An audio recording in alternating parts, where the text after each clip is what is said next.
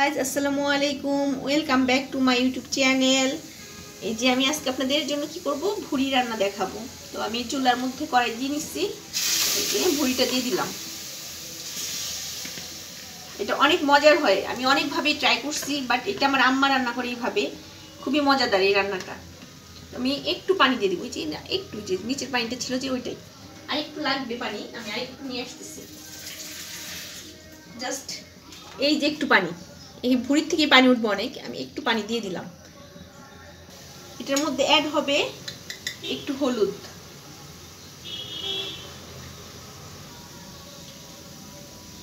সামান্য একটু মরিচ,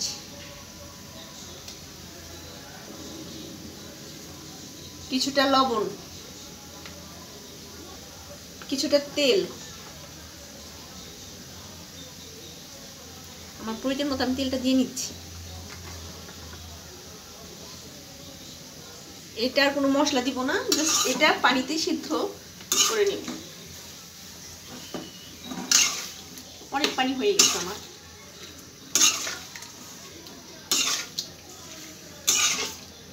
এটা জ্বালিয়ে নিব আর কি।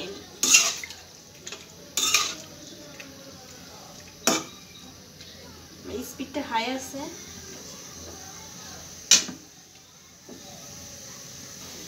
আর সামান্য একটু আদা রসুন বাটা, একটু, এটা এই মুহূর্তে না দিলেও হইতো, তো আমি দিয়ে দিলাম, হাতের কাছে ছিল একটু দিয়ে দিলাম। এটা পরে ওয়েট কর, আমি আবার পরে এটা প্রসেসিং আছে, জাস্ট এটা দিয়ে আমি জ্বালিয়ে নিচ্ছি। এখানে অনেকটা পানি উঠে গেছে, এই পানিটা আমি শুকিয়ে নিব। দেখছেন কতটা পানি উঠছে, পানিটা দিয়ে সিদ্ধ হয়ে যাবে, পানিটা শুকিয়ে নেওয়া হবে। আমি পানিটা শুকিয়ে নিচ্ছি। আমি ঢেকে একবার পানিটা শুকিয়ে নিব, যতক্ষণ না পানি শুকায় তখন আমি জ্বালি পারবো। তো আমি বেশি লম্বা করবো না, ভিডিওটা দেখতে থাকুন। আমি পানিটা একবার শুকিয়ে নিচ্ছি। হাই হিটে রান্না হচ্ছে। আমার পানিটা যে কমে গেছে, হ্যাঁ, এই পর্যায়ে আমি আঁচটাও কমিয়ে দিয়েছি। হ্যাঁ, আঁচটা কমিয়ে পানিটা শুকিয়ে নিচ্ছি পুরোটা। এখন আর ঢাকবো না, এই পর্যায়ে আমি আর ঢাকবো না। ঢাকা ছাড়া আমি যে এই পানিটা একটু পরেই শুকিয়ে যাবে।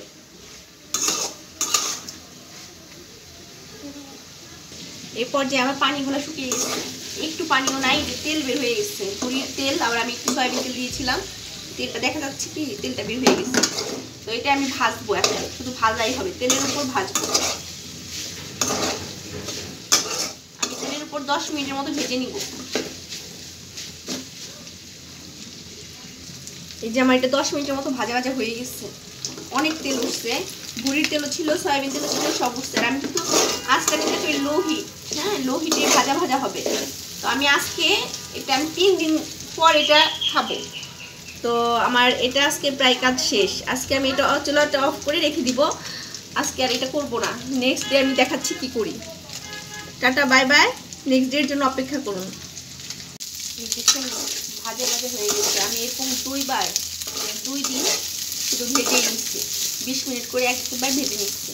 এই পর্যায়ে ভাজা আমার শেষ, এখন আর ভাজবো না, এখন আমি অন্য কাজ করবো। দেখুন কি করি। আমি অন্য একটা কড়াই দিয়ে নিচ্ছি চুলায়, এখন তেল দিব। এই পর্যায়ে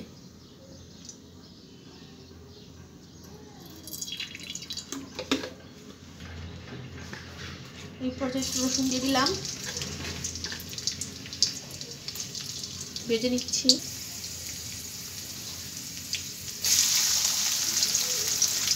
পেঁয়াজ কাঁচামরিচ ভেজে নিব।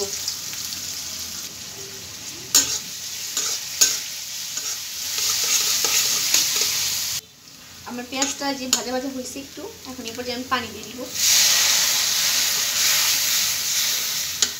এখন মশলা, যেখানে আদা রসুন পেস্ট দিয়ে দিলাম, এখানে জিরা আর ধনিয়া গুঁড়া,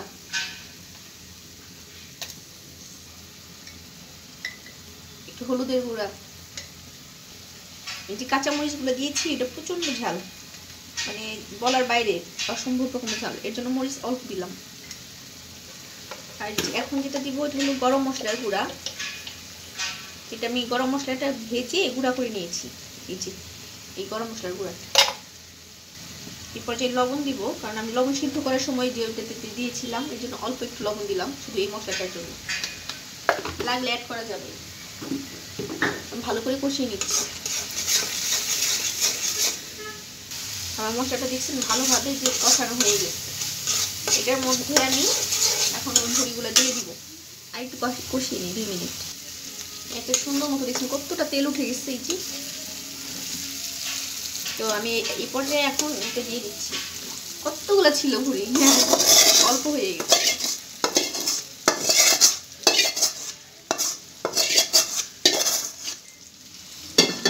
ভাজলে ভাজা করলে এটার টেস্টটা অনেক দ্বিগুণ বেড়ে যায়। আর ভুড়ি যতই পানিতে সিদ্ধ করেন, এটা কিন্তু প্লাস্টিকের মতোই হয়, এটা কিন্তু পানিতে নরম হয় না, এটা ভাজলেই নরম হয়। যত ভাজবেন তত নরম হবে, খেতে সুস্বাদু হবে। তো এইভাবে আমি ভেজে নিব কতক্ষণ। তো আমার রান্নাটা হয়ে গেছে, কত সুন্দর রান্না হয়েছে। এটাতে গরম গরম ভাত, মুড়ি, মচমচে মুড়ি, গরম গরম ভাত খেতে যেমন লাগবে এটা বলা যাবে না। যারা খায় তারা জানে, আর অনেকে আছে এটা খায় না, তারা তো এটার স্বাদ থেকে বঞ্চিত। আর যারা পছন্দ করে তারা তো জানেই। তো সবাই ভালো থাকবেন। Thank you watching for my YouTube channel.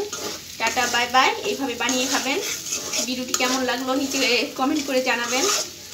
তো ভালো থাকবেন। আল্লাহ হাফেজ।